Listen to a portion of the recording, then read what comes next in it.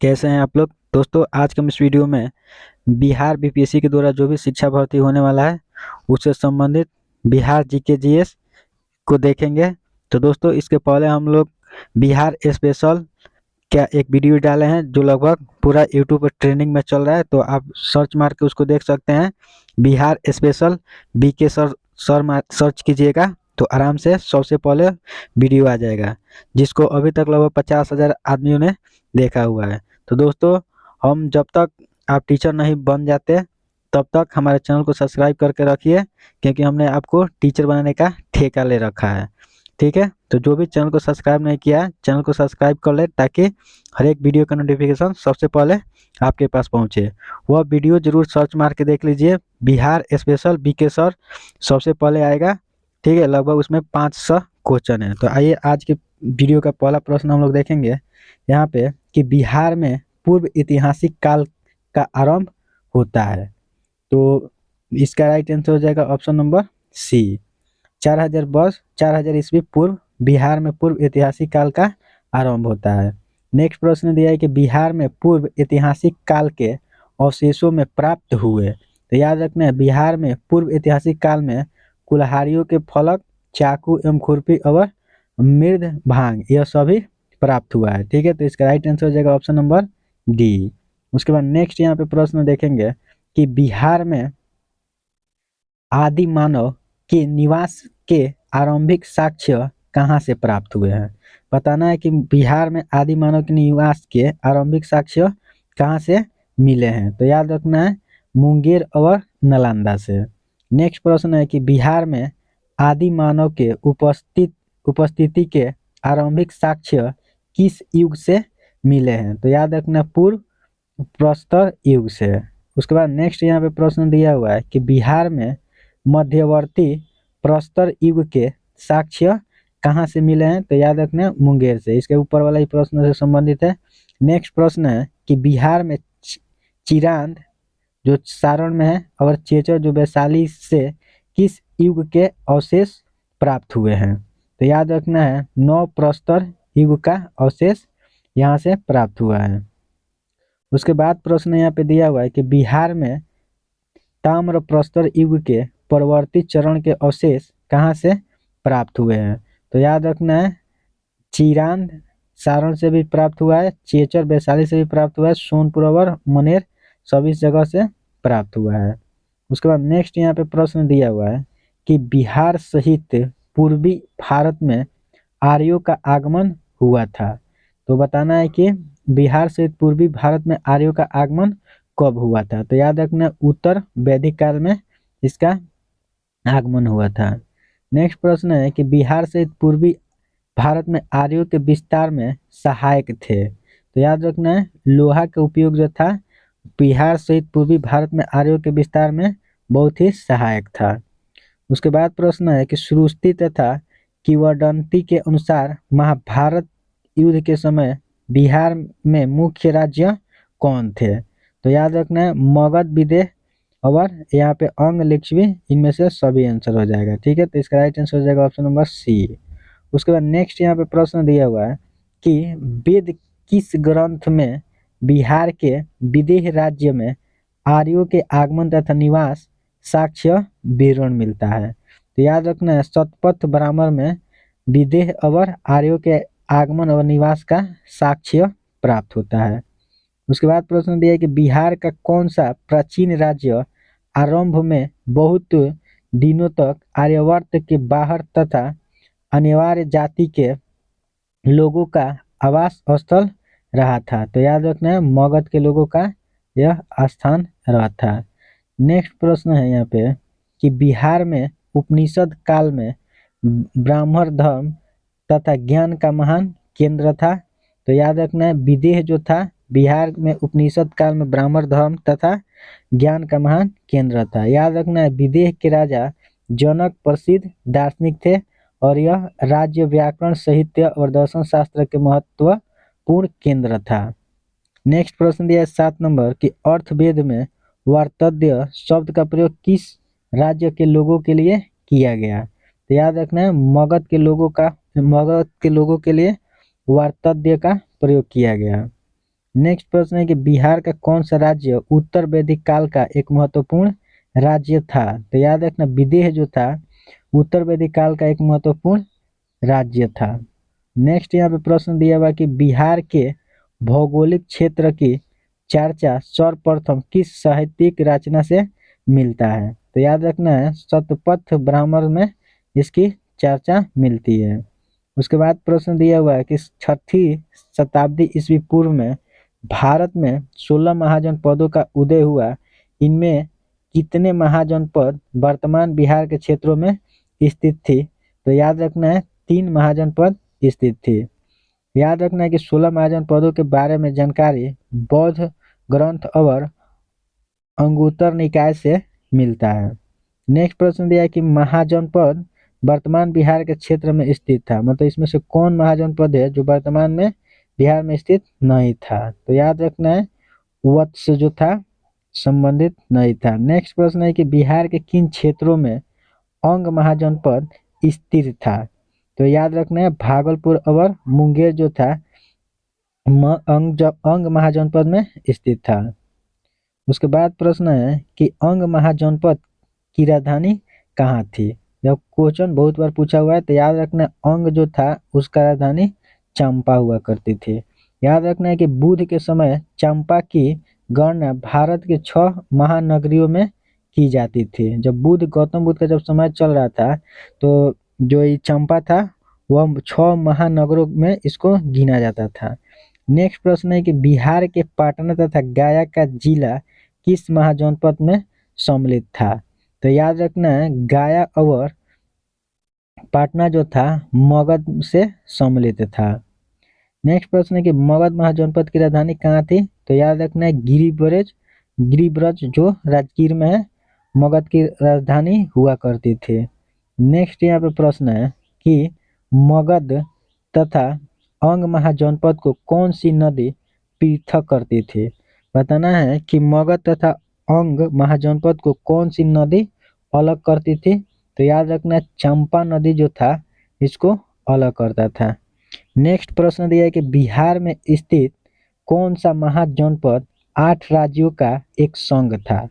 तो याद रखना है वजी जो था 8 महाराज्यों का मतलब संघ हुआ करता था। नेक्स्ट प्रश्न है कि वजी संघ में कौन सा राज्य सम्मिलित नहीं थी। तो याद रखना चेदी जो था वजी संघ में सम्मिलित नहीं था। उसके बाद हम लोग प्रश्न देखेंगे कि वजी संघ की राजधानी थी। तो याद रखना वैशाली जो थी वजी संघ की राजधानी से और लिच्छवी की राजधानी भी वैशाली ही थी।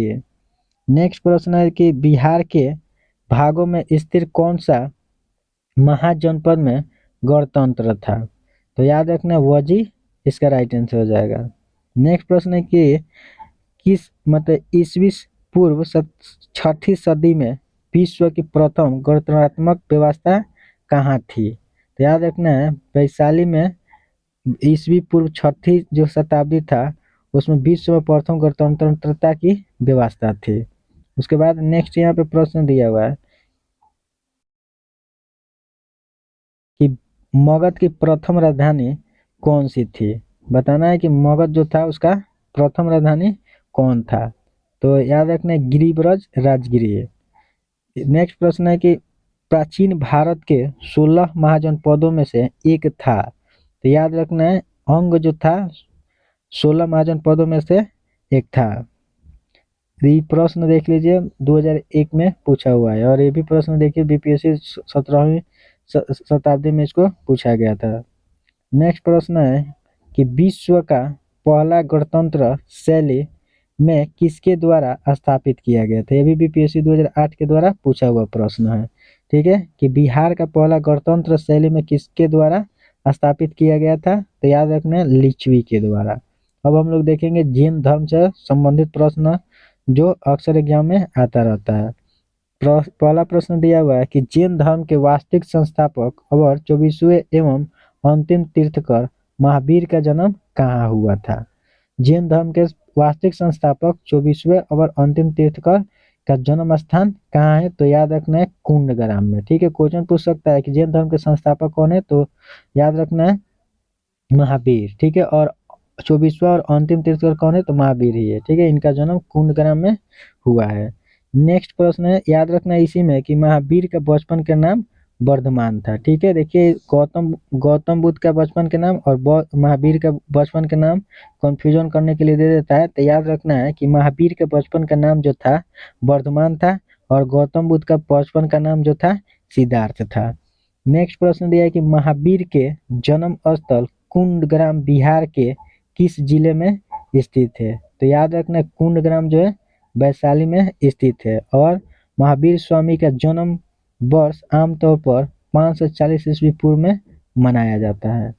उसके बाद प्रश्न यहाँ पे दिया हुआ है कि महावीर स्वामी के पिता का संबंध था। तो याद रखना महावीर स्वामी के पिता का संबंध जो था वजी संघ से था और याद रखना है कि सिद्धार्थ जो थे वजी संघ के एक गणराज्य कुंडग्राम के ज्ञातिक क्षत्रियों के प्रमुख थे। उसके बाद प्रश्न यहाँ पे दिया हुआ है कि महावीर स्वामी की माता त्रिशला विदेह दत्ता राजकुमारी थी। बताना है कि महावीर स्वामी की जो माँ त्रिशला थी वो कहाँ के राजा थी, राजकुमारी थी। तो याद रखना लिच्छवी की राजकुमारी थी। याद रखना है कि त्रिशला लिच्छवी प्रमुख चेटक की बहन थी। क्वेश्चन पूछ सकता है कि महावीर स्वामी के माता त्रिशला जो थी किसकी बहन थी। तो याद रखना है त्रिशला लिच्छवी के प्रमुख चेटक की बहन थी। नेक्स्ट प्रश्न है कि महावीर स्वामी ने अपना अंतिम उपदेश दिया था। बताना है कि महावीर स्वामी जो थे अपना अंतिम उपदेश कहाँ दिए थे। तो याद रखना है पावापुरी में महावीर स्वामी ने अपना अंतिम उपदेश दिए थे। याद रखना है कि पावापुरी जो है बिहार के नालंदा जिला में पड़ता है। नेक्स्ट प्रश्न है कि महावीर की मृत्यु मतलब निवारण कहाँ हुई थी। तो याद रखना है महावीर के मृत्यु जो था मतलब निवारण वो भी पावापुरी में ही हुआ था। याद रखना है कि महावीर स्वामी जो थे अपना अंतिम उपदेश पावापुरी में दिए थे और उनका मृत्यु भी पावापुरी में हुआ था और उनका जन्म वैशाली के कुंडग्राम में हुआ है। नेक्स्ट प्रश्न यहाँ पे है कि प्रथम जैन संगति का आयोजन हुआ था। बताना है कि प्रथम जैन संगति जो था उसका आयोजन कहाँ हुआ था। तो याद रखना है पाटलिपुत्र में। नेक्स्ट प्रश्न है कि प्रथम जैन संगति का आयोजन किसके शासन काल में हुआ था। तो याद रखना है प्रथम जैन संगति का आयोजन जो था चंद्रगुप्त मौर्य के शासन काल में हुआ था। नेक्स्ट प्रश्न है कि प्रथम जैन संगति के अध्यक्ष कौन थे। ठीक है, तो याद रखना स्थूल भद्र जो थे प्रथम जैन संगति के अध्यक्षता किए थे। नेक्स्ट यहाँ पे प्रश्न दिया है कि प्रथम जैन संगति का आयोजन पाटलिपुत्र में हुआ था जिसमें कार्य हुए। पहला दिया हुआ है कि जैन धर्म ग्रंथों को अंतिम रूप से संकलित कर लिपिबद्ध किया गया। नेक्स्ट, तो ये बात बिल्कुल सही है। दूसरा का दिया हुआ है यहाँ पे कि जैन धर्म के महत्वपूर्ण 12 अंगों का प्रणयन किया गया और जैन धर्म के 2 भागों में श्वेतांबर और दिव्यांबर में बांटा गया। ये भी बात सही है। ठीक है, तो हमारा राइट यहाँ पे आंसर हो जाएगा। अब देख लेंगे इसका आंसर हो जाएगा ऑप्शन नंबर बी, दोनों सही है। नेक्स्ट प्रश्न दिया हुआ है कि जैन धर्म के 12वें तीर्थंकर वसु पूज्य के जन्म स्थल थी। बताना है कि जैन धर्म के जो 12वें तीर्थंकर थे वसु पूज्य के जन्म स्थल कहाँ था। तो याद रखना है चंपा में। तो दोस्तों अब हम लोग बात करेंगे बौद्ध धर्म के बारे में। अगर ये वीडियो आपको अच्छा लग रहा है तो हमारे चैनल को सब्सक्राइब कर लीजिए ताकि जब तक बिहार बीपीएससी का एग्जाम बीपीएससी के द्वारा जो बिहार सुपर टेट का एग्जाम होने वाला है जब तक पेपर खत्म नहीं हो जाए तब तक हम लोग बिहार के बारे में प्रश्न लेके आते रहेंगे। ठीक है, तो बौद्ध धर्म से पहला प्रश्न दिया कि बौद्ध धर्म के संस्थापक गौतम बुद्ध ने गृह त्याग के उपरांत सर्वप्रथम गए थे। तो याद रखना गौतम बुद्ध जब गृह त्याग किए थे तो सबसे पहले वैशाली के समीप अल्लाह कलाम के आश्रम में गए थे। उसके बाद नेक्स्ट प्रश्न यहाँ पे हम लोग देखेंगे कि गौतम बुद्ध को कहाँ कैंडिल्य और 5 ब्राह्मण मिले। तो याद रखना है उरुवेला बोध गया में मिले थे। नेक्स्ट प्रश्न है कि गौतम बुद्ध को ज्ञान प्राप्त हुआ था। तो याद रखना है बोध गया में गौतम बुद्ध को ज्ञान की प्राप्ति हुई थी। नेक्स्ट प्रश्न दिया हुआ है कि गौतम बुद्ध को किस नदी के किनारे ज्ञान की प्राप्ति हुई थी। तो याद रखना, निरंजना नदी के किनारे गौतम बुद्ध को ज्ञान के प्राप्ति हुआ था। नेक्स्ट यहाँ पे प्रश्न है कि राजगीर में आयोजित प्रथम बौद्ध संगति में कौन से कार्य हुआ था। तो याद रखना है कि बुद्ध की शिक्षाओं का संकलन सत्तू और विनय पिटक में हुआ था। यही वहाँ पे प्रथम बौद्ध संगति में कार्य किया गया था। उसके बाद नेक्स्ट यहाँ पे प्रश्न दिया हुआ है कि द्वितीय बौद्ध संगति का आयोजन वैशाली में हुआ, इसका कार्य क्या था। तो याद रखना है, बौद्ध धर्म दो भागों अष्टावीर और महासंगम के रूप में विभाजित किया गया था। उसके बाद नेक्स्ट प्रश्न यहाँ पे दिया हुआ है कि तृतीय बौद्ध संगति का आयोजन पाटलिपुत्र में हुआ, इसमें किए गए कार्य थे। तो याद रखना है, कुछ कठोर नियम बनाया गया था और अभिधम्म पिटक का संकलन हुआ था। ठीक है। नेक्स्ट प्रश्न दिया हुआ है कि निम्नलिखित में से किस नगर में महात्मा बुद्ध का घनिष्ठ संबंध रहा है। तो याद रखना, बोध गया में भी, राजगीर और वैशाली। तो इसका राइट आंसर हो जाएगा उपयुक्त सभी। नेक्स्ट यहाँ पे प्रश्न दिया हुआ है 10 नंबर कि बोध गया में महाबोधि मंदिर बनाया गया, तो बताना है गौतम बुद्ध को ज्ञान प्राप्त हुआ था वहां पे। ठीक है, और ये बीपीएससी के द्वारा पूछा हुआ प्रश्न है। नेक्स्ट प्रश्न है कि प्रसिद्ध बौद्ध सारिपुत्र का जन्म कहाँ हुआ था। तो याद रखना, प्रसिद्ध बौद्ध जो सारिपुत्र था उसका जन्म नालंदा में हुआ था। उसके बाद नेक्स्ट हम लोग देखेंगे मगध साम्राज्य का उत्थान से संबंधित प्रश्न। पहला दिया हुआ है यहाँ पे कि प्राचीन भारत में साम्राज्यवाद का शुरुआत और विकास का श्रेय दिया जाता है। तो याद रखना है, प्राचीन भारत में साम्राज्यवाद का शुरुआत और विकास का श्रेय मगध को दिया जाता है। नेक्स्ट प्रश्न यहाँ पे दिया हुआ है कि मगध राज्य का आरंभिक राजधानी कहाँ थी। ठीक है, तो याद रखना है गिरिब्रज मतलब राजगीर में इसकी राजधानी थी। और याद रखना, राजगीर जो है पहाड़ियों से घिरा हुआ था और अभी भी घिरा हुआ है। नेक्स्ट प्रश्न दिया है कि महाभारत तथा पुराणों के अनुसार मगध का सर्वप्रथम राजवंश था। तो याद रखना, बृहदंत वंश जो था महाभारत तथा पुराणों के अनुसार मगध का सर्वप्रथम राजवंश था।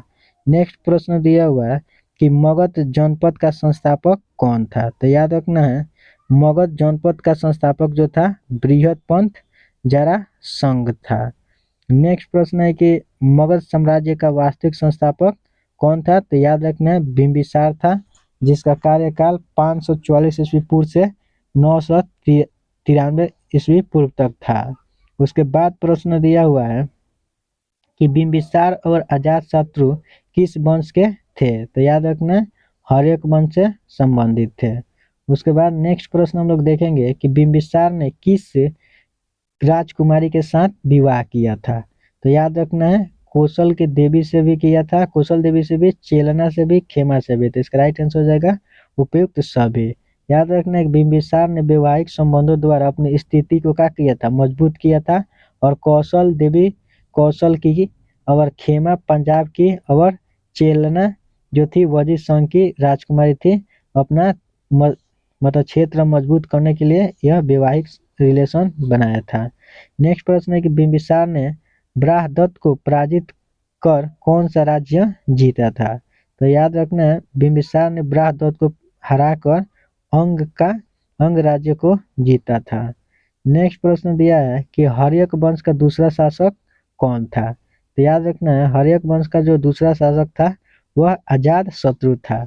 याद रखना, अजातशत्रु 493 ईस्वी पूर्व से 461 ईस्वी पूर्व तक अपने पिता बिंबिसार की हत्या कर सत्ता को प्राप्त किया था। क्वेश्चन पूछ सकता है कि किसने अपने पिता की हत्या कर राज्य मतलब शासक बना था। तो याद रखना, अजातशत्रु जो था बिंबिसार का हत्या करके सत्ता प्राप्त किया था। नेक्स्ट प्रश्न है कि राजगीर में दुर्ग तथा स्फूर्त की स्थापना मगध के किस शासक ने की। तो याद रखना, अजातशत्रु जो थे राजगीर में दुर्ग तथा स्फूर्त की स्थापना मगध में किए थे।